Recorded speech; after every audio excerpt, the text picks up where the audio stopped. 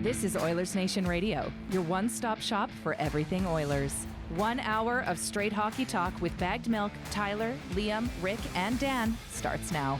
Friday. Oh, try again. Tuesday episode of Oilersnation Radio. Do we have the whiteboards up here? Oh, no. They must be somewhere. They were there Baggedmilk, you guys, y'all have laptops, so just turn your laptops on. We can get them back up here. Baggedmilk trivia. Get somebody to send them up.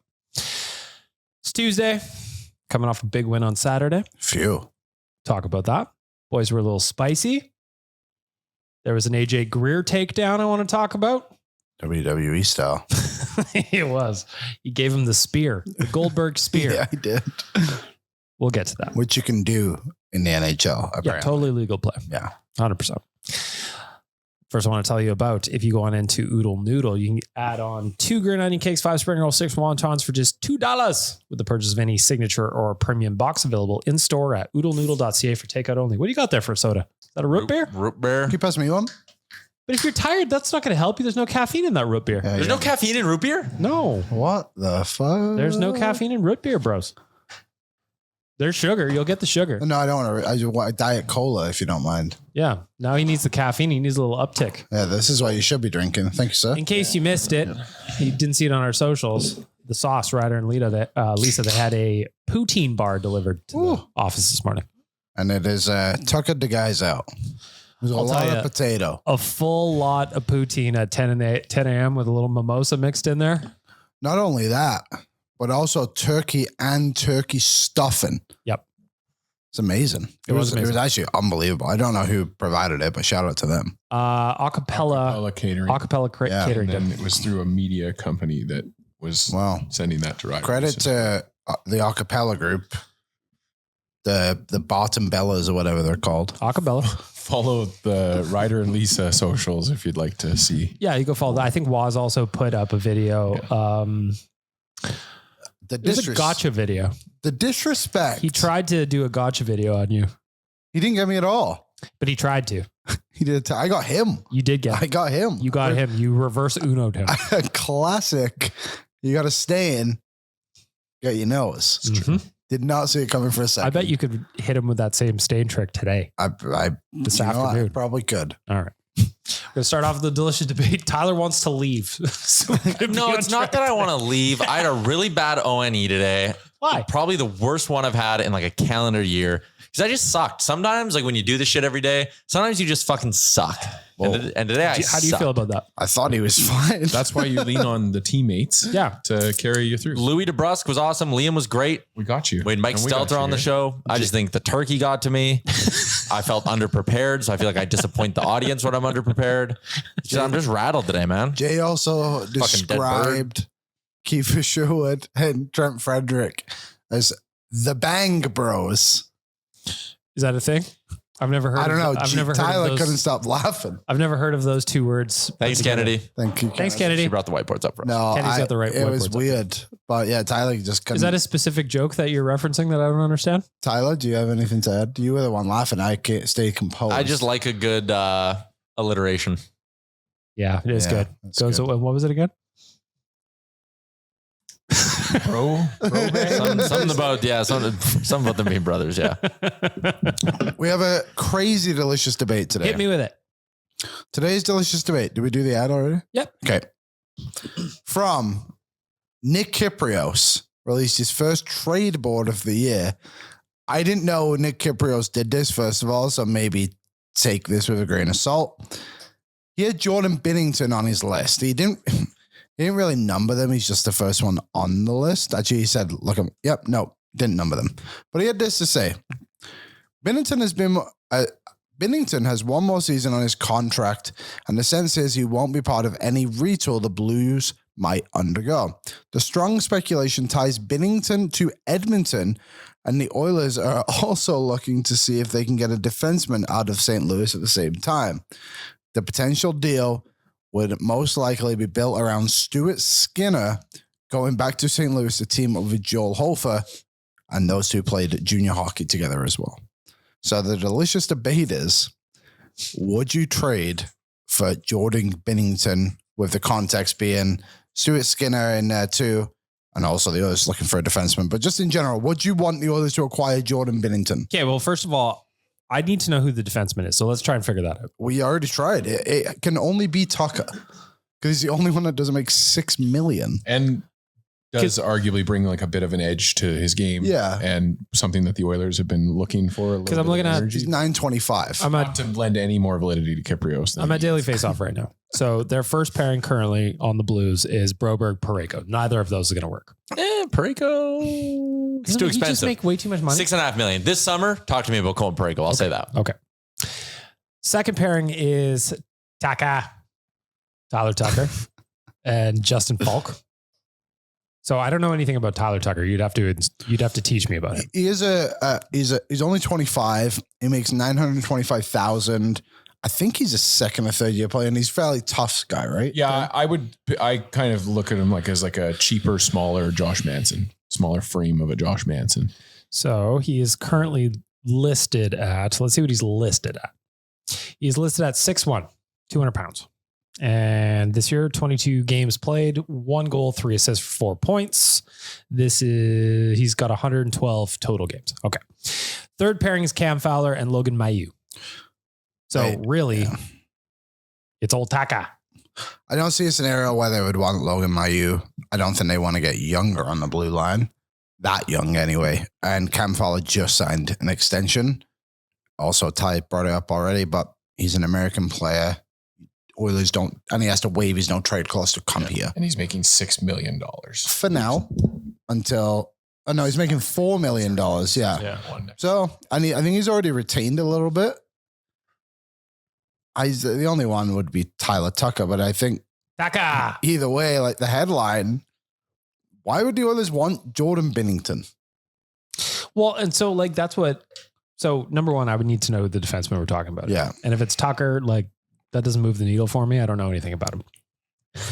If the Oilers are going to trade a goalie, I don't see it being Stuart Skinner.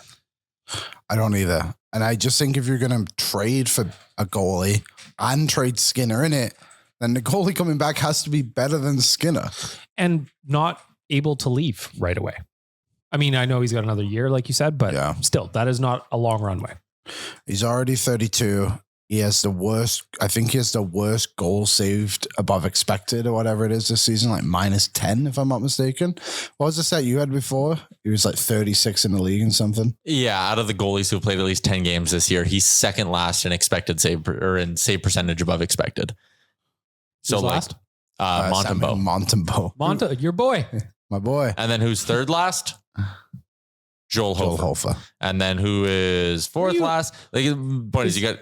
Were you bullish on Joel Hofer? Like, is he just having a bad year? I think Hofer's having a bad year. And maybe the environment's not good in St. Louis. Like, that's probably a part of this too. Of both these guys who are have track records of being decent goalies are this low down. But like, of the 37 goalies this year who've played at least 10 games, Montembeault's the worst in save percentage above expected, then Hofer and Binnington. And you actually have to go all the way to 23rd out of those 37 to find Stuart Skinner. So there are other goalies who have been worse than Stuart Skinner this year. And signing up for a year and a half of Jordan Binnington at $6 million when he's not guaranteed to be an upgrade. And also you're still stuck in the same spot where you have one starter and Calvin Pickard. It's not a solution to anything. Like, the only way I touch Binnington is if Darnell Nurse is agreeing to waive his no trade clause and St. Louis is agreeing to take it on. And send Parayko back. And then I'll even give you some futures because I obviously would love to have Colton Parayko here. Big hands. Yeah, to me, I actually see a scenario where, yes, you bring in Binnington retained as your backup to Skinner. Yeah, sure. And I'm not a capologist. I'm not saying that that's something that I think that this organization, the general manager, would even be able to put together. But I'm just saying that like, as soon as you say it's Binnington for Skinner, you're just shuffling the deck chairs on the Titanic.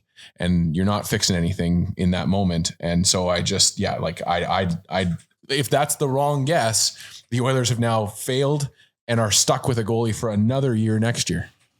That's the thing with Skinner. I said it at the end of OME too, but at least you have an out if it doesn't go well and you want to just move on. He's gone at the end of the season. With Binnington, if it doesn't go well, you still have him for another season at potentially a $6 million cap hit. Yeah. It just seems silly. Like, and again, like I don't have another solution off the top of my head right now. Like maybe Kevin Lankinen in Vancouver, if they truly are going to go sell everything. But for me, again, like you can't bring in a potential downgrade. I was going to skip ahead to something I had planned for a little later. David Pagnotta, our friend, was on the sheet with Jeff Merrick, when asked about the goaltending is the answer I give is wait till the summer. I'm expecting the Oilers to be very aggressive in the offseason. I don't think they can wait. I don't think they wait either, but that's why I keep thinking about an idea that Tyler floated out a little while ago where maybe the goaltending upgrade this year is more of a stopgap than the solution. Yeah. And you picked Cam Talbot as that kind of stopgap, but like, is there somebody else out there who's kind of on an expiring deal or close to that they can kind of go out, not tie themselves to somebody for, forever? I'll read you the pending UFA goalies for this year. So this is not going to go well, is it?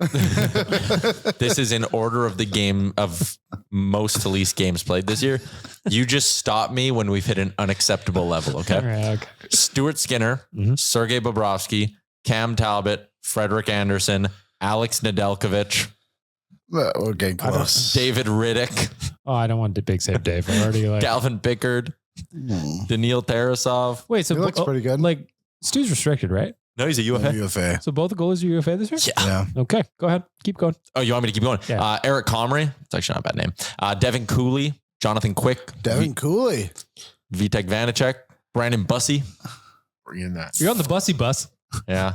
Okay, I'm about to get to Carey Price, so I feel like I can stop this exercise. I was thinking about Devin Cooley earlier today when I was thinking about goalies, because that guy says a lot and he makes you think. I wonder if Calgary gets to the point, and I know they never want to help Edmonton. I understand that, but it's just like, hey, like we can get a 3rd round pick for this guy who was basically going to be nothing for us. Like, and he would be an upgrade for the Oilers as a backup. He's done really well for them this season. I wonder if that gets to that point. 7 games played and a .935, Liam, and a 1.81 goals against. He's clearly red hot at the moment, but he's able to even keep any kind of standard this season, and he hasn't done that in his NHL career so far. Only 13 games played. Yeah, but even his American League, like his numbers aren't glamorous by any means. In the American League, let's go back a couple of years. I think he had a 905 last season. And in 2021, he had an 895 with Chicago. In 2022, he had an 898. Then he had a 909 with the Admirals in 2023.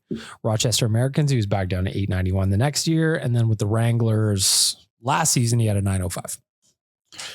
He can be bad, but clearly if he's good, he is red hot. But you could also say the same thing for Stu. When he's good, he's red hot. But if you had both, like if you ran both, wouldn't be too bad. I know this is part of the delicious debate, but like, I do my win memes after the Oilers win. Mm-hmm. I made a bunch about Stuart Skinner having a great game against the Panthers on Saturday. How dare you? The comments, like, sometimes I wonder if the people that just pick a player and hate, if they even watch the games at all. Oh, no. No, they don't. They read headlines. But the headlines should have been on that game that Stuart Skinner was rock solid. Did I read you the comment someone left in our YouTube? That was about Rick breathing too hard. No, sorry. They left it on the Instagram. And so we did our Stuart Skinner quality start meter. And this one just cracked me up. Let me find it here. Where is it? Okay. So someone just commented on the post. They said he was a big reason why they won the game, held on to a 1-goal lead for the most of it. Yeah. And someone replied, I won't say names, but you know you are. That's what every goalie should do. It's obviously a good game for him, but he was literally 1 goal away from losing the game for us and having a subpar statistical performance.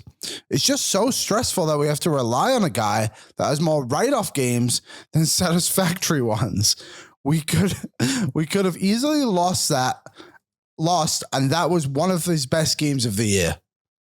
That comment's all over the map. It's just so there was one on the win memes where it goes, yeah, but he blew the 4-1 lead. And my reply was, but did he though? They won.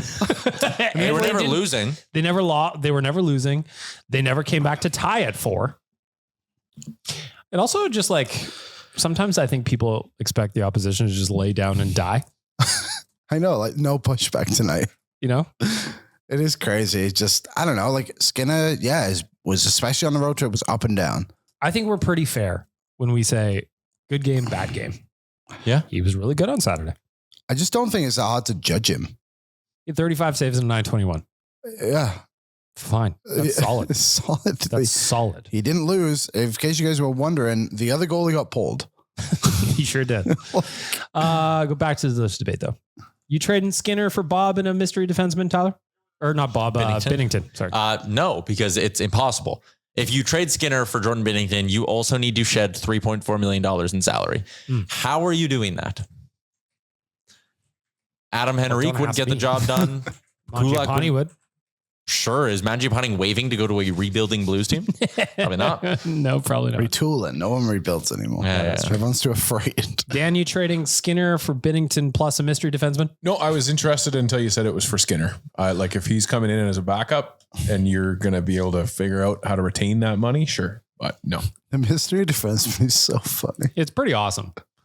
Could be anyone. Could be anybody. But it can't. That's the thing. yeah, that's true. Like if you just Get your logic out of here. to look at the defenseman, it can't. And you're right. It's only Tyler Tucker, and it's only because he makes the league minimum. Yes. Like that's really the reason that it comes into the conversation, because you're only saving $2.3 million from Skinner. We're probably giving up Brett Kulak in that swap, are we not? I just look at it as I don't see a scenario where the others can get better. Because then it's just straight player swap for player swap, and they retain on Binnington. Yeah, they'd have to keep on Binnington. You're right. Down, Like but Binnington at 50% retained without Stuart Skinner going out the door. I'll do St. Louis the solid. I think everyone's forgetting here. Jordan Binnington has been a objectively terrible goaltender so far this We season. watched him be real good in the Four Nations. Yeah, but he's really good for Canada, so that makes it okay. You know what? This is going to sound fucked up. Kind of wish Austin Matthews would have scored on him, because then we never would have had to hear about it again. Right? Wow. He wouldn't be making the Olympic team this year. He wouldn't be in the conversation. He would be in no conversations right now. I want you to have more shows up in the big moments. I want you to have more bad shows, so you're spicy on this one. Unlike Stuart Skinner. But only on days when we record this one after, Yeah. Please. Thank you. Pick You your remember bad spots. Binnington in the Stanley Cup Finals last year and the year before, right? Or in the playoffs, yeah. Yeah, he's really good. He won a cup 7 years ago, about to be 8 seasons ago. Is it really that long ago? Yeah, it was 2018, wasn't it? Or 2019? Still, a long time ago. All right. Well, I don't think anybody liked Nick Kypreos' trade. Reese, final thoughts? So what were the rest of his things though? Like honestly, like How about Reese's final thoughts? You pull it back up. Go ahead. I'm fine with holding off on Binnington. We can find something else. Reese is in. Jordan Binnington said, what's his name again? Kypreos. Nick Kypreos. Other names on his list? Because his trade board can't just be. No. Binnington. So it's Binnington. It's just a picture of Binnington. Elias Pettersson. Kiefer Sherwood could be interesting. Nazem Kadri, but Calgary, as you want 25 Nazem Kadris if they can find them. Blake Coleman, Rasmus Anderson, Justin Falk, Steven Stamkos. Oh my God, Justin Falk's on this 4 list. teams. That's what I'm pulling out of this. Ryan O'Reilly, Braden Shen, Alex Tuck, Brendan Carlo, and Radko Gudas, which seems like a weird one. Isn't he the captain of the Anaheim Ducks? And the team that's leading the Pacific Division. Yeah.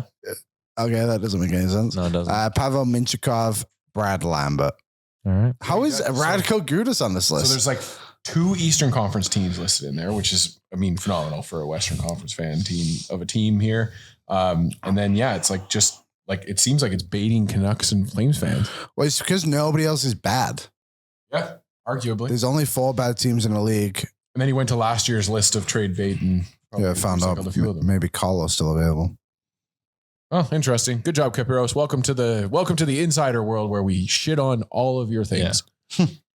Hey, that's part of being an insider, though. It is. It really is. I didn't think I'd have Nick Kypreos as an insider on my bingo card. I didn't know he did this. He did it last year too, and if I'm remembering correctly, it was No, this is his first. It said really? in the article. So it was his first trade It board. might be the first of the year. first of the year, I think. Oh, okay. yeah, Sorry. he did it last year. Sorry, I apologize. You have to try and find somebody to be their insider. Do you want me to do a hockey buzz rumor report or no? Ooh, what's he got? What's he cooking? Top story today. Top trade targets: Artemi Panarin and John Carlson. Ooh. John Carlson. Capitals trying to make the playoffs. No details on you. Remember when he traded McDavid to the Kings? I heard their name. Yeah. He had the Ken Holland was there. Yeah. Who did this? Eklund. Hockey Buzz. Okay. I'll never forgive him from Ryan Smith signing an extension on deadline day and being traded to the Islanders literally minutes later. Sportsnet fault for that by giving him any validity by making him the deal or no deal judge up in the top of their studio.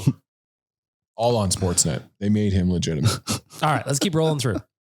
But first, I want to tell you about the Nation Vacation to Las Vegas. From March 24th to the 27th, we are taking over the Fortress and bringing full Nation energy to Las Vegas for the Nation Vacation. Here's what you get. Round trip from Edmonton to Vegas, including 1 checked bag. Transportation to and fro airport. 3-night stay at Circa Resort and Casino on Fremont Street. Tyler will tell you it is fantastic.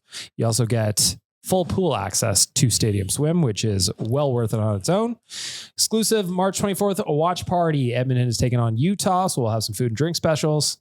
And we got the bus going to and fro the game. The next day will be a standing room lower bowl arena view with food and drinks included in the ticket to that hockey game. NationGear.ca. Join us in Vegas this March. Circa's so much fun. Circa's so much fun. And it'll be March Madness. We can just sit in the pool and bet all day. Balling like it's March Madness. And that's one thing for people to know, that most pools aren't open at that time, especially for Canadians.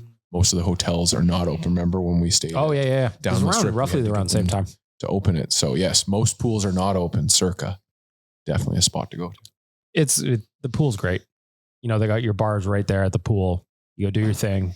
You can go put your bets in right at the pool. It's the best. And you got the lifeguards that are dressed as if they're in like -5 degree Canadian weather. That's right. But it's a great time for Canadians to be down there. And I just recommend going and joining us just to do people watching with Waz next to the pool.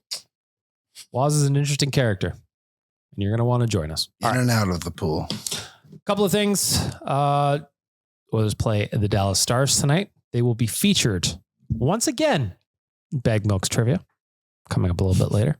I've got a Liam Stinks question in there because he didn't like my math in the last Dallas Stars edition of Baggedmilk's trivia. Because he was wrong. It was not wrong. It was the aggregate total of the Dallas Stars and the Minnesota North Stars, which was presented to me in my sheet. No Nuge tonight. He has been skating with the group in and out of rotations like normal. Looks like he could be back for Saturday. Kasperi Kapanen, Cheeks Klapanen could also be an option for Saturday per our own Jason Gregor. Thank you, Jason. Connor Clattenburg made his NHL debut on Saturday. Played just over 5 minutes, but I thought he had plenty of piss and vinegar. Thoughts on Connor Clattenburg against the Panthers? Good short-term call-up, right? I think that's they knew they had Dallas and Florida coming up. They wanted to inject some, a little bit of energy maybe to the bottom 6. I don't think they're doing this with any thought of like, well, if he plays good, he's sticking. Like he'll go down probably on Wednesday or Thursday, and it'll be, a fun footnote at the end of the year to be like, remember when Connor Clattenburg came up for a few games? But hopefully this is a guy with an NHL future. It's just obviously not this year. Hey, nice little week NHL pay. Come on. That's legit too. Like he's going to be on an NHL roster for like 1, 2, 3, 5 days potentially. That's some money. That's a nice little paycheck for him. Yeah. Yeah. Well, he was injected in the right lineup too, right? Against Florida, where that's a team we have history with, and then they just typically do push people around. Thought he handled everything in that game really well, especially from a standpoint of like he was amped up and excited to be a part of things. Didn't take a minor penalty, I don't think. No. And got into it with AJ Greer and kind of stirred it up with him a few times and got him pissed off. And I got more about that later. But Liam, Wow, what a tease. I know. Thought he did well. Yeah, he didn't play barely any minutes, but you could tell he was fired up. Couple of he was block ready shots, yeah. When I saw he was getting recalled, I'd be like, well, I guess I'm looking for our friends at Bet365 to include some fighting props on there. Didn't get one though. I wish. But I do want to talk about this next on my list, Dan, the AJ Greer Goldberg spear on Trent Frederic. Just brutal. Just a brutal look from a guy that I do feature on Hockey Fights quite so often. bad. He's a good little fighter. He's deceptive in his antics, but yeah, like going gloves on with Brett Kulak, punching him in the face. Then Trent Frederic comes over as a guy that can actually throw and you're ready to go with. And then he just turtles, does the Florida Panther thing, which, I mean, whatever, like maybe you're not ready in that moment, but then later on in the game, not ready in that moment, but then of course he pile drives Frederic into the ice to just put icing on the cake when Frederic wants to fight you. He's got his gloves off. That was a gross move. But for me, it was even worse was later on in the game, at the end of the game, him and Clattenburg get into it. And then in comes Balinskis or whatever, and he grabs him from behind and is holding him. That's when Greer decides to start punching Clattenburg with gloves on. And then on top of it, after the game, credit to somebody on Oilers Reddit who found that one AJ Greer posted some of his fan mail that he got from, including Kevin McCurdy calling him a piece of shit. Yep. And then he objectively, like whatever, he posted a photo of Kevin and he was not happy about it. But I think the thing for me is that even with that, he backed down and took it down right after that. If you're going to troll people, if you're going to go after people, leave it up. Let us have some fun with you too. So AJ Greer just had one of those nights that was just frustrating from an Oilers fan's perspective. You got a co-performer of the week button there, Reese. I think give him an honorary one. Why not? Why not? It's that time of the day. Ranting away. Anything's fine. Maybe the Dan one. I'm upset. They are just fucking ass right now. So that played. He played somewhere. That's fine. So there was one thing with Greer that people were pointing out there, which I think is just a bullshit excuse too. It was like, well, he had a hand injury. So don't punch guys with your gloves on. Exactly. Like you instigated everything. Stay out of a scrum. Zach Hyman, physical player, not afraid to scrum. I haven't seen him engage in anything because he has a bad wrist. Yep. Same thing with Evander Kane. He wasn't getting into like scrums and shit when he came back from his wrist injury. Exactly. And like sometimes it's unavoidable. It's hockey. I get it. But like he was literally the reason they were happening. Yes. You can just avoid that for a night. Yep. And be fine. Yeah, but I mean, and it is the Florida Panther way. It is you get engaged with stuff, and then you're trying to draw penalties. You're trying to have them take the extra one out of the scrum. And credit to the Oilers because they didn't fall into that trap. They didn't let that suck them down and get emotionally lost in the game. I also give them the credit for having that much gas in the tank to play physical at the end of a 2-week trip. Yep, that's true too. That was not a small boy game on Saturday. No. Those two teams dislike each other. I was making fun of the Panthers as I do. Had a bunch of their fans in my DMs, and boy, was I having fun. 4 or 5 of them, all of them showed up. Yeah, they're all 3 or 4 of them. The whole crew came but they were doing the 2 cups thing, which again, fair play. But when you answer with everybody knows real wins happen in November, their brain scramble. They have nothing back for that one. Can't sense the sarcasm. No. So they stupid. Well, at the end of the game, like I couldn't believe how empty that arena was at the end of the game. And I know they were losing, whatever, but like they just got 2 empty nets. Yeah. You know, and everyone was just gone. And I don't know. I always think like that's one thing about Oilers fans. Like when it gets really, really bad, people leave, and rightfully so. But it feels like pretty much until the end, there's a lot of people. What's your rule? When would you leave? I don't leave. I would never leave either. I don't leave. Unless, honestly, like it is the end of the game and they are kind of getting super blown up and I know the game's come to an end, but like, I don't remember the last time I really left a game early. If I pay full price for my tickets, I'm staying from start. Yeah, I typically would. I let if somebody takes me to the game, I let them guide. Hard disagree. I'll leave early if they're not playing well. I think my general rule is. But you go to a lot of games. I go to a lot of games. I'm very lucky. Yes. I think my rule is kind of however many goals they're down by. That's the minute it's okay to leave at. Oh, so did you leave with 8 minutes left? Down 9-1 to Colorado? We left with 20 minutes left for that bad boy. We didn't even go back to our seats for the third period. We stood and watched from the stairs. Yeah, but like if they're down 3, I think once you're past the 3-minute mark, it's like, all right, they're not coming back. See ya. Shoom, up the stairs. They're never out of it. I've seen them come back. I've seen them blow it. I've seen them blow it. Fair. It goes both ways. I just remember that reminds me of one time Wanya and I went to a game together and they just got absolutely stomped by the Predators and it was like 7-1 or something. And I'm pretty sure me and Wanya were the only ones left in the building for the final buzzer. I had a stretch where when I was away from Edmonton, whenever I would see the Oilers play, come visiting for those 15 years, I didn't see a single goal that they scored. and the only time that they did score a goal in a game that I was at, the season ticket holder that took me, we left and then we heard the celebration of the goal at the LRT station. Oh my goodness. Yeah. So it was it's a tough look. It's like when we went down to Florida a couple of times for the cup final. It was looking bleak. Thank goodness they won game 4. Rally Otherwise, popcorn. We did have rally popcorn, yeah. Yeah, saved us. Yep. Hey, to be fair to the people in Florida, that arena is in the middle of nowhere. It really is. It's kind of crazy. You leave early just to get home at a realistic hour. Find it. Yeah. I want to keep moving. Helicopters everywhere. I want to keep moving along. So this was a quote from Jason Gregor that I thought was super interesting because... Is it the one from this morning? Yeah, I think it's from this morning. You go over to his mentions and you look for this one, okay? So if 10 players are on the ice, a lot of people have complained about the Oilers' defensive system changing. Yeah. Gregor got a quote from Knobloch, which states, and I quote, "We've been playing the exact same defensive systems as we have the previous 2 years, and we've talked about how things will work out or turn around, but it's got to the point where things haven't turned around 20 plus games into the season. So now we are just now starting to make some changes. Today we adjusted one thing. It is hard because we've had so much success going to the Stanley Cup final twice. We didn't want to change anything, but now we are playing like we have for as long as we have. We have to start thinking things won't just work themselves out. We need to make some adjustments, whether that's moving guys around or changing our systems. We are just starting to do that." Doubt. I press doubt on the fact that they have been doing the exact same thing.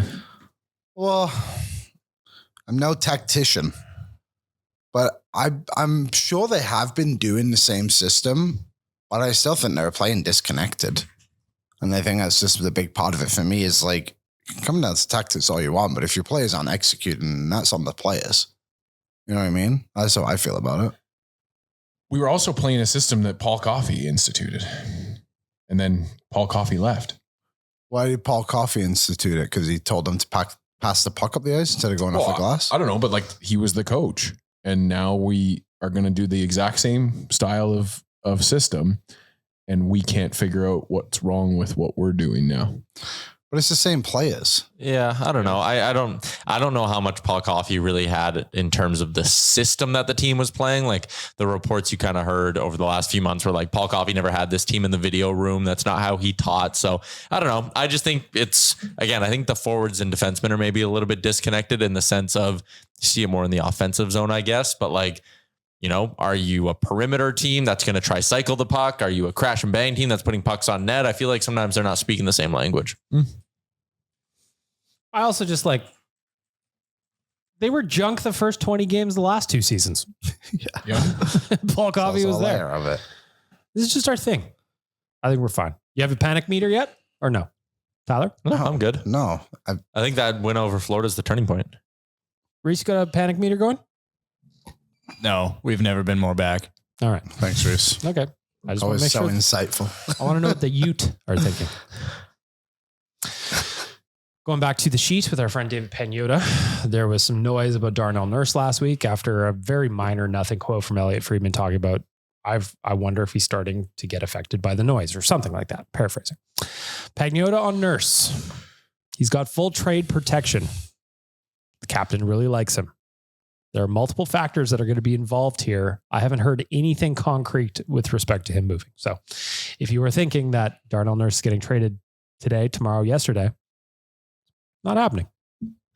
Yep. Nope. It's not. I mean, again, people can do their little fun fan theories of bench him until he agrees to leave or whatever the flavor du jour is around hating Darnell Nurse. Bad idea. It sucks that you are stapled with him, but you are stuck with him. Other teams get out of bad contracts. Not really contracts this bad. The only one I can think of is OEL, and they didn't even really get out of it. They just added 3 players on bad contracts. It was only like Jay Beagle, Roussel, and someone else. Yeah, that one was weird, but you're right. No, well, they got a first-round pick for OEL. Dylan Gunther. When Arizona traded him to Vancouver? Yeah, they traded a first-round pick with that. And Vancouver gave up they Hall. got 3 bad contracts back. They did. Louis Eriksson, I think, was a part of that. And also, by the way, Oliver Ekman-Larsson, the way Vancouver got out of that buyout contract was an atrocious buyout that is on their books for another 5 seasons. You have to ride out the Darnell Nurse thing for like 2 to 3 more years, and then you can conceivably buy him out at that point. But the idea that he's going to put his hand up and say, I'm leaving the situation in Edmonton, Maybe it's a conversation for the summer if this season goes really poorly. But even if Darnell Nurse agrees to waive, point me to the team who puts their hand up, who's in a competitive state, who says, I'll take a shot on that guy. It doesn't happen. They also got Connor Garland to throw into that conversation. Also, and like Pagnotta said in his quote, he's got a full no move.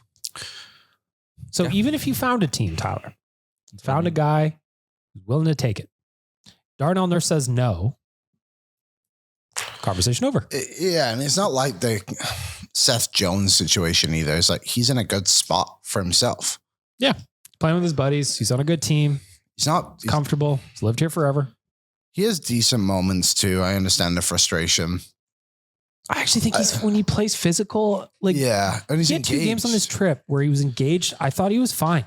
And is he going to be the $9 million player you want? No, probably not. Not ever. But if he can play that way, he's engaged. He's physical, using his legs. He's fine. Yeah, I'd like to see a bit more from him and the Wallman pairing. Sure.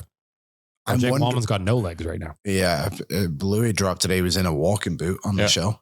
Really? Yeah, that's not good. Yeah. Ooh. So day to day for now. Walking boots are always day to day. Yeah, and then I wonder if like him and Bouchard can become a bit of a pairing. If Ekholm and Wallman can kind of figure something out there too, because we were kind of looking through it, and I had a note from the 7-game road trips. One thing I liked was that pairing. Then I just actually came to realize it was just Evan Bouchard was playing well with whoever he was playing with. Yeah, he's back to be again. I'm very smart, Liam. Wicked smart. Wicked smart. When Bouchard plays well offensively, everything around's into form. Yeah. And he's doing that right now. Because when he's playing well offensive, it means he has the puck. And he feels good about his game. He's making good passes. He's getting good looks. His little dipsy doodles are working. He was in a slump. It was a terrible slump. Rough one. Luckily for him, I guess everyone else was also in a slump, and now he's being able to come out of it. Yeah, I wonder, like, with Nurse, if that is a solution for him. Someone, D. White, he's a pro Nurse defender, and he's not afraid to drop his comments, and I appreciate his comments. They're pretty honest and fair. He's like, you look through Nurse's history with the Oilers, like, 9 times out of 10, he's playing with an anchor.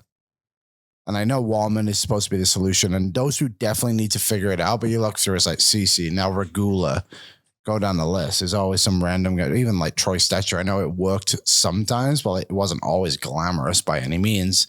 So him and Wallman need to figure out a partnership because that should be good. Yeah, I mean, the logic of like, you are stuck with Darnell Nurse, so how can you make this whole situation suck the least? That should be the priority. And I know people might not want to hear this, but as we get closer to the deadline, maybe there's even a world where you just try to find a deal for a D-man that allows you to play Darnell Nurse on the third pair. And you know what? So that's my target. Like, play Darnell Nurse on the third pair, go acquire another righty. So then you can play Wallman on his proper side with a good partner, play Nurse on the third pair. And you know what? I'll take him being a serviceable third pairing D-man. It's better than what they're trying to force now. Yeah. Yeah. Like we've said this probably a million times. At some point, we're not writing his paychecks. It is what it is. Where are you going to put him? Yeah. That works. Just make regardless of what the contract says. 100% agree.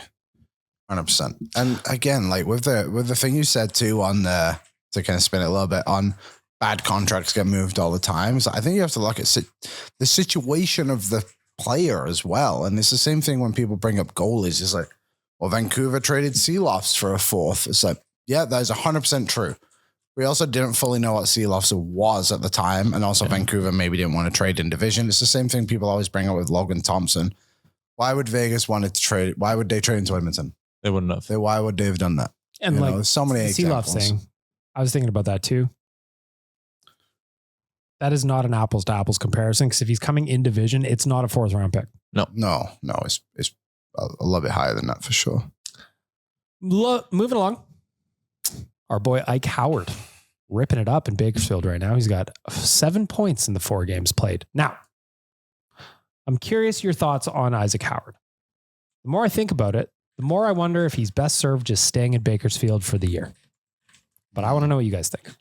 I don't think you should be. Now, I'm not saying pin him there. Yeah. But probably best not to have him up on the lineup if he's going to play 6 minutes on the 4th line. I was going to say, I think he's down there unless someone gets hurt. Like if someone gets hurt and you're like, you know what? Let's say you have a top 9 that's really humming and insert player here blows out their knee. And it's like, you know what? He's not coming back for a month. We have a clear-cut spot where we aren't disrupting anything. We're just going to drop Ike Howard in. Like I see a path to him potentially coming back, but I mean, even right now we're having debates about who gets to stay in the top 6 when Nuge returns if he comes back on Saturday. Like the top 9's pretty full. So I think I agree with you, BM. Like there's nothing wrong with him torching the American League this year, hopefully learning some lessons about what it takes to be a pro. And yeah.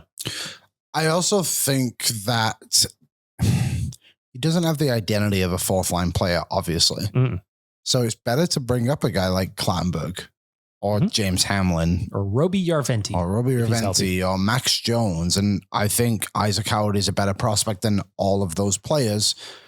But I also want Isaac Howard to come into the Oilers team next season and actually be a legit top 6 option for the 100%. Team and force the Oilers to make a decision. And he's doing a great job.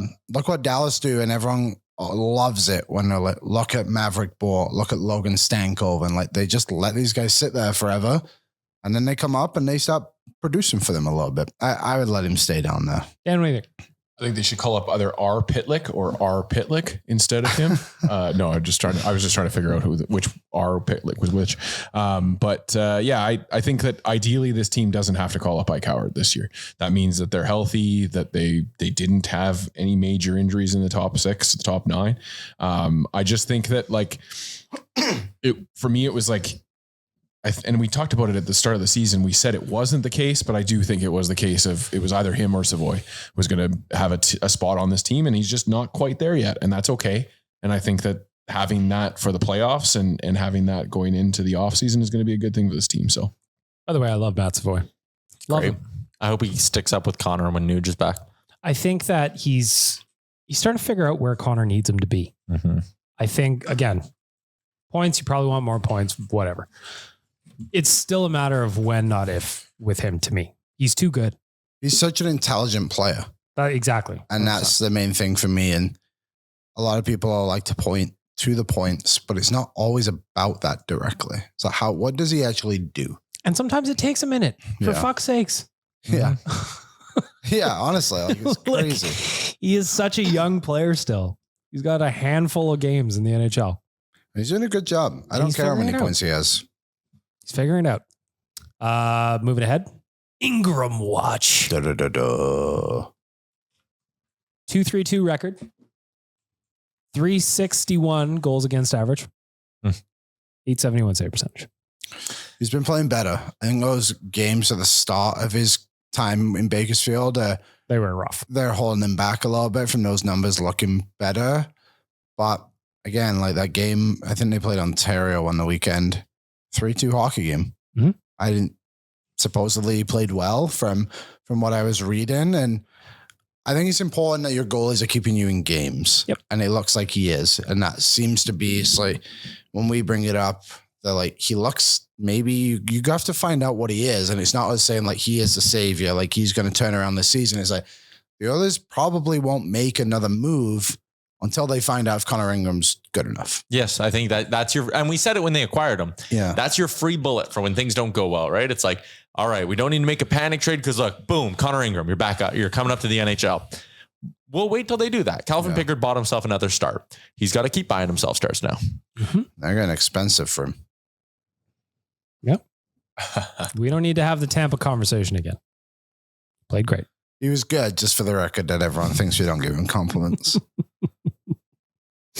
It's amazing. I don't get it.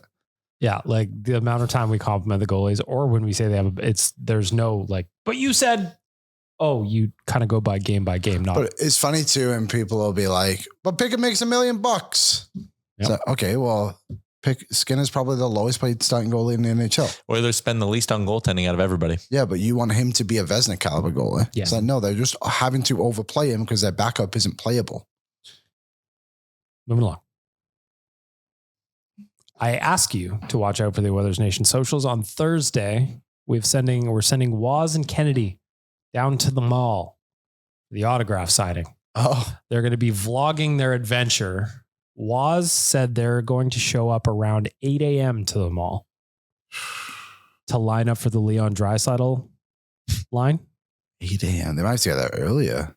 And Waz is going to vlog the whole thing. I can't wait to watch this because standing in line from 8 a.m. till whenever Leon shows up. It's usually like 5 or 6 now. Sounds like a nightmare to me. Oh, yeah. I would never do that. Never. I feel like you have something to say. What's the vlog going to be? He's going to do his Derek Ryan thing. Don't you remember when he did it last year? It was hilarious. He's going to yell Leon Draisaitl? Maybe.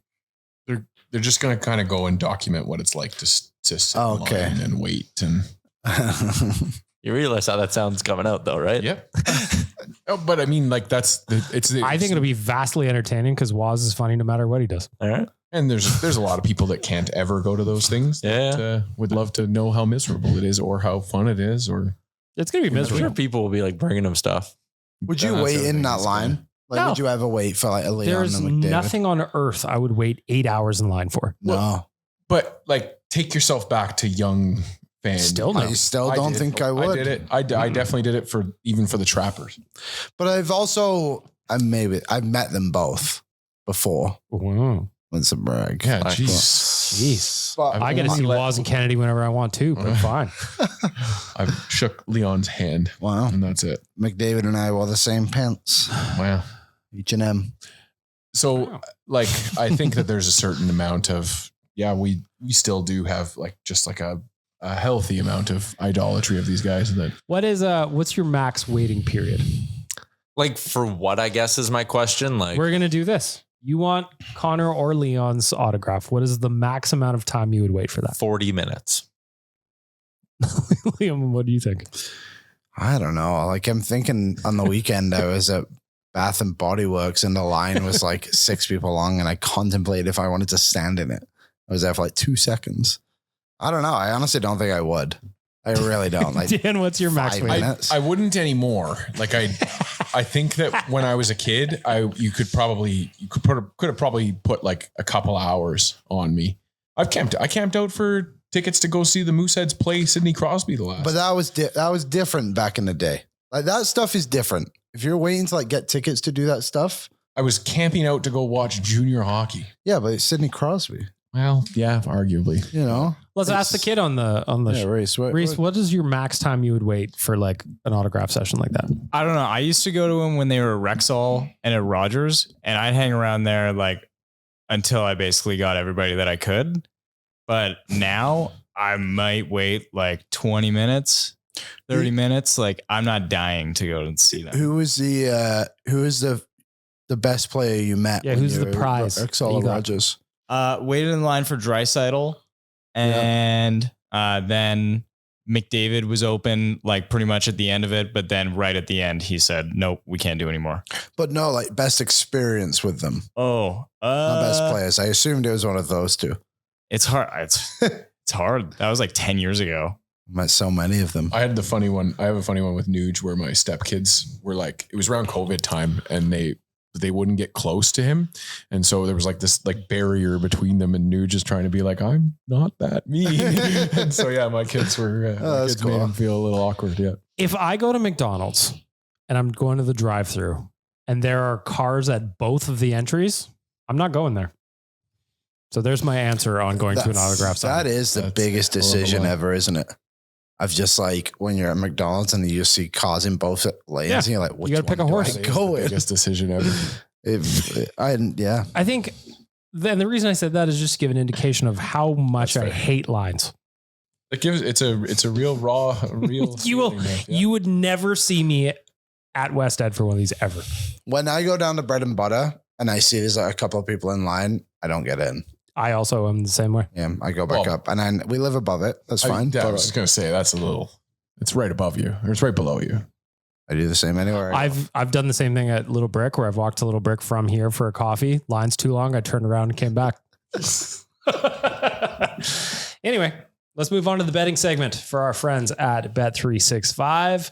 Whatever your bet is, never ordinary at Bet365. Download the app and get it on the game. Use the code NATION at Bet365. Must be 19 years old or older. Please play responsibly. Now, gentlemen, before we get to the betting segment, it is important for everyone to remember that Mikko Rantanen is not playing today. Because he's a dirty, dirty player. Go ahead. His scumbag era. He really is. So he got suspended, obviously, for his hit on Coronado. Well, actually, no. He got suspended because he did 2 greasy hits within 41 games, but did it in 3 games. And a nasty hit, unnecessarily. And yeah, he's gone for a game. The NHL should have made it longer. Someone made a great comment on the show today of being like, McDavid got 3 games for his cross-check. Yes. And Rantanen didn't get one for bulldozing Coronado through the boards. That was a crazy play. His face up bad. Yes, it was way worse than what McDavid did. Credit to Huberdeau for jumping on top. I of said the same Rantanen, too. thing. Yeah. I will not give Flames credits very often. Who did he hit? I actually haven't seen the hit. Matt Coronado. Coronado. He Matt crushed Coronado, him. And what did we Frank's counted play. 4 or 5 steps Yeah. before he like actually glided into him? All right, here we go. And the result afterwards. Oh, come on. It's the result afterwards when Coronado gets up, his nose is Yeah, gushing. he's leaking. gushing. Let's see if we get the reverse angle. Yeah, Huberdeau, to his credit, jumped right in there Yeah, he jumps on his head. immediately too. Crowned him. Man, that is bad. Yeah, and then That is obviously bad. there was the Romanov one, which was a little more unfortunate. Of course, he didn't get contact was made by Scott Mayfield, but his arms extended fully as he cross-checks him into the boards. And now Romanov's out, 5-6 months? Basically, season's over. But it was really nice of Rantanen to confirm for us that he was being a piece of shit 2 games later by doing Yeah, it again. it wasn't just a one-off. Yeah. He really meant it both times. Yeah, the rule in the NHL is if you get 2 game misconducts in a 41 game stretch, you get an automatic 1 game suspension. He had 2 in a 3 game stretch. Cool.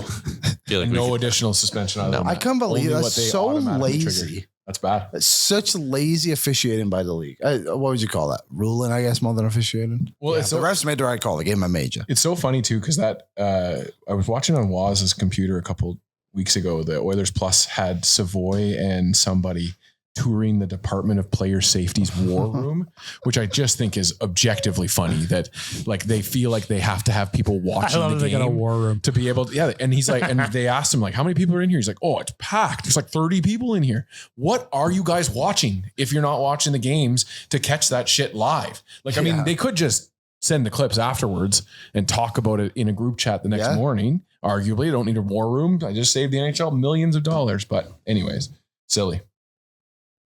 Betting Player safety. for our friends at Bet365. Yeah, don't bet on him.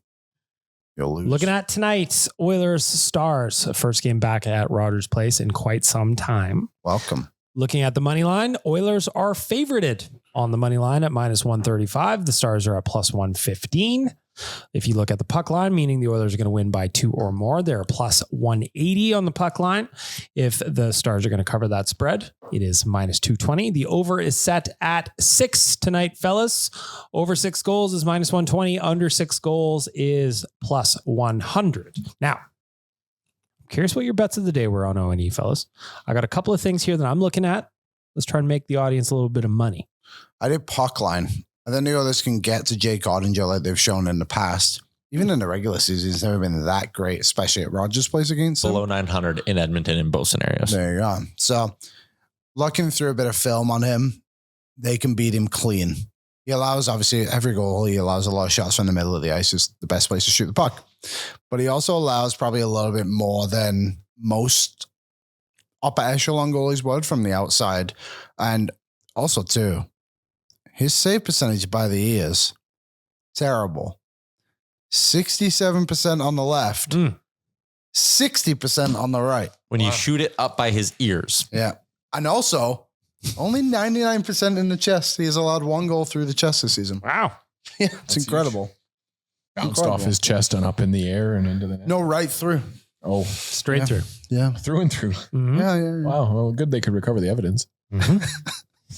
Here's what I'm looking at. Sewed him right back up. Normally, I get a little too spicy on these. I chase. Yeah. I'm not chasing today. I'm chasing money. Leon Draisaitl over a half assist. So 1 assist is -150. He has hit this in 5 of his last 5. That's pretty good. Just Leon Draisaitl get a helper. You can do that. Here's another one for you, Liam. Here we go. Matthias Ekholm over 1.5 shots is -165. Now, that's getting the odds are getting to the point where I don't like it anymore. However, he's done it in 4 of his last 5. He's been shooting the puck a little bit. Oilers have been shooting the puck a little bit more over the last handful of games. I like that one. I also love Matt Savoy over 1.5 shots. He's hit that 2 of the last 4 games at plus 115. Playing with Connor again tonight. Back at home. Favorable matchups, perhaps. Maybe a little more shots from Matt Savoy. Well, the other side of it too is the Dallas blue line is pretty beat up. Obviously, Miro Heiskanen's unbelievable. So is Esa Lindell, Miro Heiskanen. Give me a moment. Kyle Capobianco. Sausage? I wouldn't put it past him. This is a second pairing, by the way. Playing alongside Vladislav Kolyankov on Kov. Ko. That was a good attempt. Kolyak on Ko. Kolyachongnok. How do you say that one? Let me see. Good at names. This Russian one. Could be Belarusian too. I don't know. Not to. Kolyanok. Just what I said. That was basically what you said. With Leon Bichelle on the third pairing with Alec Petrovic. Mm-hmm. The Oilers offense is clicking a little bit. Starting to.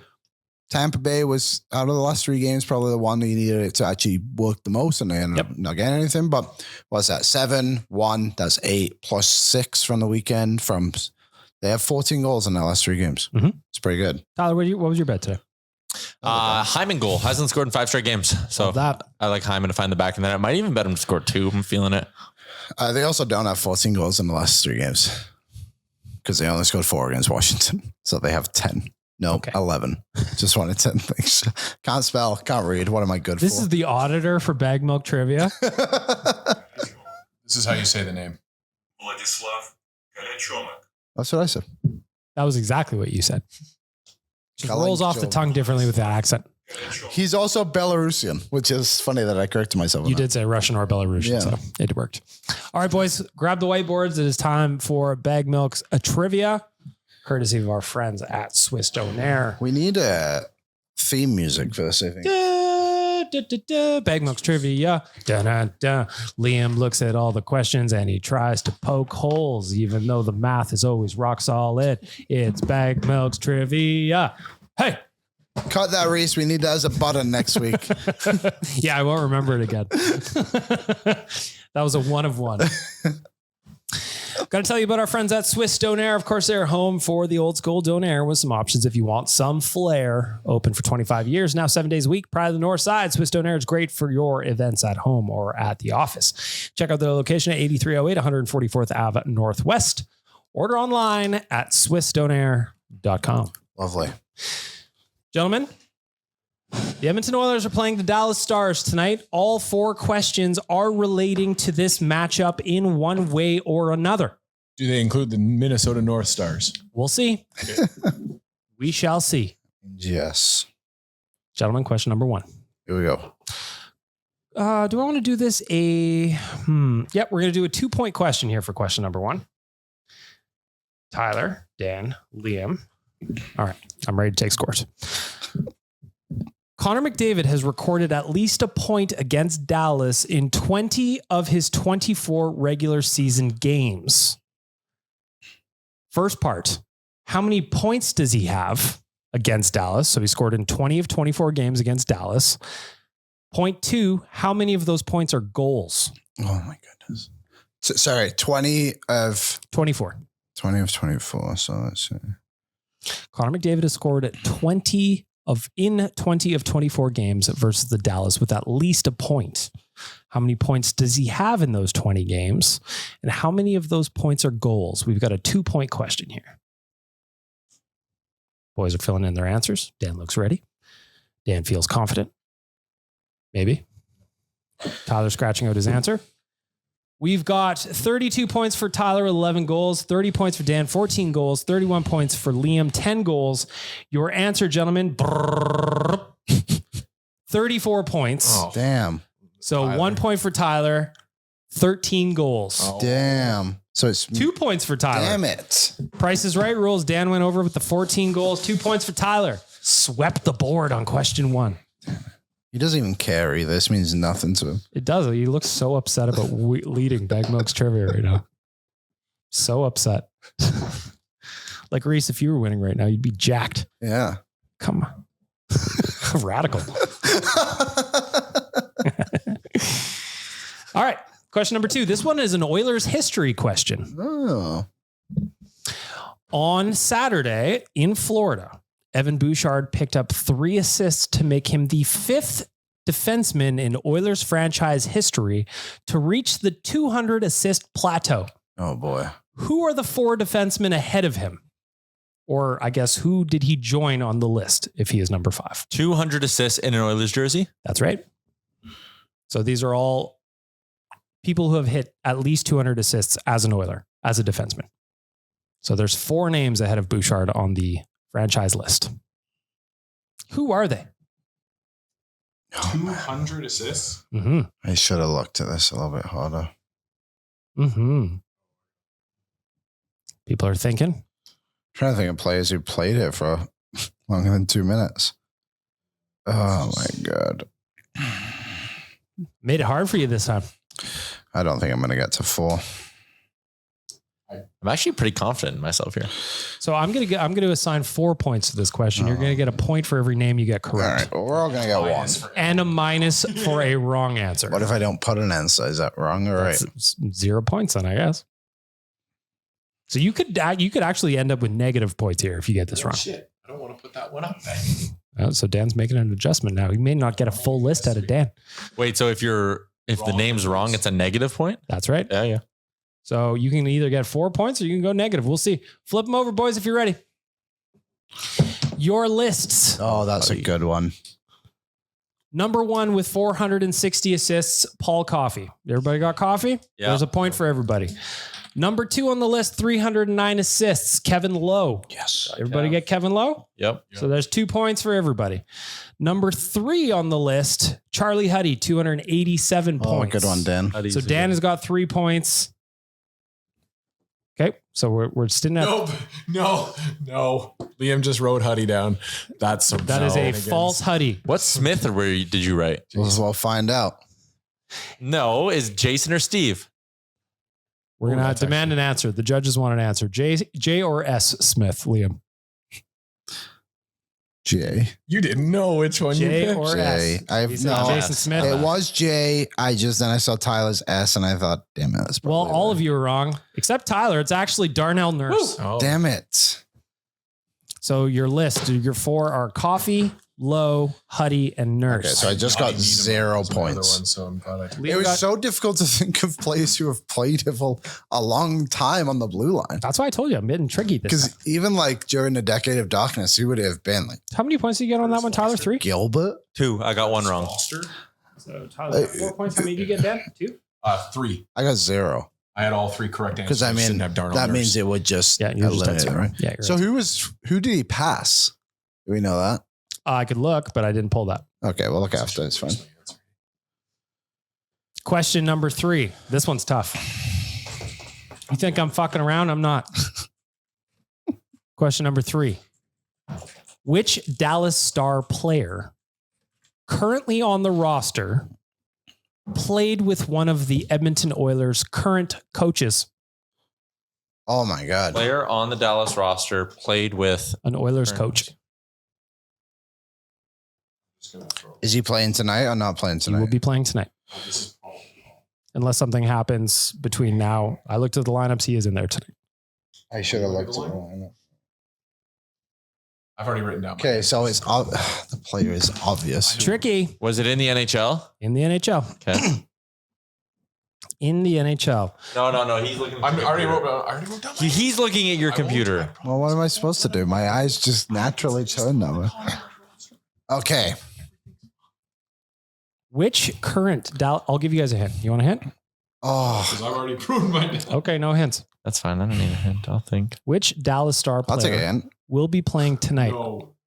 Dan, you can change your answers. No Which problem. Dallas Star forward Yeah, that's where I'm troubled. currently playing tonight Still good. Still good.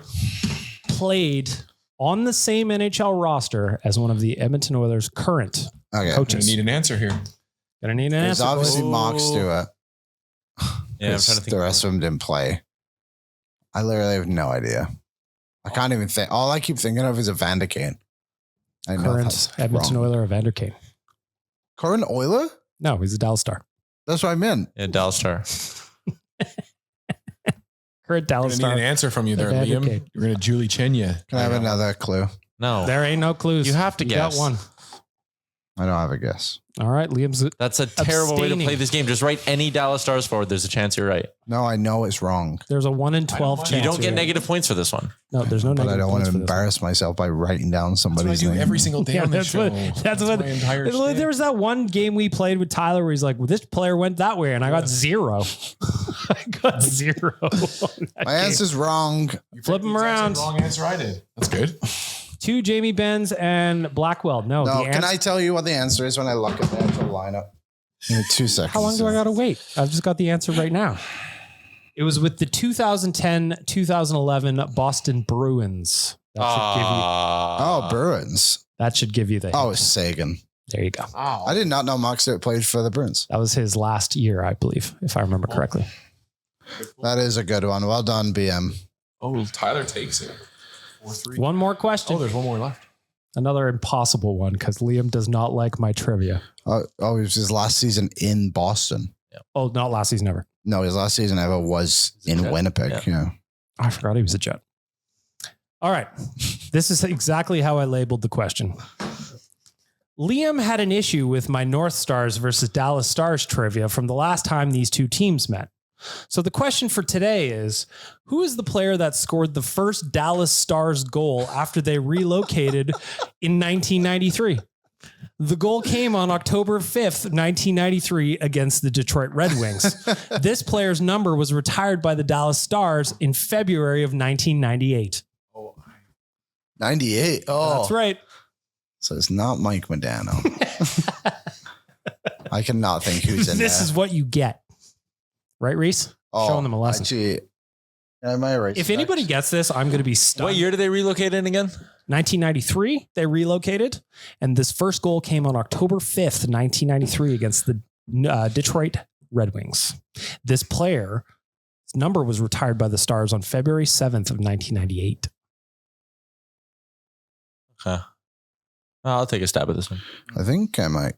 I don't know if I got it, but I'm trying to. I've obviously been to that arena. I'm trying to think of the names in the stands. Craig Ludwig. Greg Lund. I think I got it. I don't even know if my guy played, but the name's in my head. Yeah. I like this. This is why it's If I get this right, this is like divine intervention. if you get this right, not only have you just like run away with the contest. Is this for max points? Sure. If anybody gets this, Sure. yes. All right. All right, flip I him went over. Bob Nystrom. I went Joe Hulbig. Zubov. Zubov didn't. Nobody gets her. Shout out to Neil Broughton. Oh, Who did Zubov play for? that's He played for the Stars. But Yeah. he was a player to like 2010, bro. Was he? Yeah, he was one of those guys on the Neil- Dallas Stars that I absolutely hated. Neil Broughton fought Wayne Gretzky. Oh, there you go. Little hockey fights tie-in. There you go. Baggedmilk's trivia. Tyler, the winner today. Congratulations, Tyler. Well, I finished with 0 points. 3 points. That's Well, that's what you get for taking shots at the quiz master. You know? Final thing I want to tell you about before we wrap it up with the score promo is the Jasper Pond Hockey Tournament. It is coming up the third weekend in January. Okay. This thing is going to sell out. So from January 23rd to the 25th, we are taking over the JPL, Fairmont Jasper Park Lodge. We're going to be taking crew of people. There's going to be sheets of ice. We're going to be playing 4-on-4 on beautiful Lake Mildred. It is the most Canadian thing you can possibly do. If you've ever wanted to play on an ODR, there is no ODR more beautiful. Any celebs going? Tyler, That's good. Carter Hutton. Okay. Johnny Lazarus. Is Rhett- Jeff Merrick. Okay. Jeff Merrick's Is Rat coming. playing? I don't know if Rhett's available this year again. Okay. Maybe though. Maybe though. Maybe. Boomer and Pinder. What could you ask for? Drew from Bet365. We'll all be there. Just go get your just go get your team in. This thing sells out every year. Okay. All right. Score predictions, fellas. Oilers. Or how many games? Oh, we only got the one game until the Friday episode. Did anybody get anything right? So I was so close. I had 4-3, and then obviously Connor McDavid scored the first empty netter. I was so close too. Liam had 5-3, and then obviously Matt Savoy had the empty netter. And then I said Connor McDavid to score the empty netter. And I think that we should run this a similar way that they run European soccer. Reese won. 6-3 win over the Panthers. So now that he has a win, I think Reese should be allowed to compete every episode unless there's ever a point where he's in last. Then we relegate him back to only being able to play when someone's missing. love it. I'm in. Okay, I like that. Okay, Reese is on the board. Actually, Reese is tied for the lead. Reese is tied for the lead. Yeah. Okay. I don't get anything from my games the other day against Washington. I said they would lose. Oh, But you didn't get the score right. I guess in the score. What were my scores? I delete them, but they were Predicting not the right wins and scores. losses was a thing. You did not predict a 7-4 loss. Maybe I did. Oliver's 5-2 win I tonight. said 6-1 loss. Tyler for a 5-2 win. Dan, what do you got? 5-3 win for the Oilers. What do you got, Liam? 4-2 win for the Oilers. Let's get a heater going, Reese. 6-2 for the Oilers. Nice. Are you going tonight? I am. Nice. Wow. Good man. I'm going for 2 points today. I want to take the lead. I'm going 4-2 empty net. Damn. 4-2 empty net. Overtime or regulation? See if I get you. You're being a rascal. Right? That's it. That's the podcast. Enjoy the rest of your week. We'll talk to you on Friday. What's up, Nation citizens? If you like that video, then you need to be subscribed to the Oilers Nation YouTube. Podcasts, live shows, exclusive interviews, and analysis. Everything you need from your favorite voices at Oilers Nation. And you don't want to miss any of it, so hammer that subscribe button.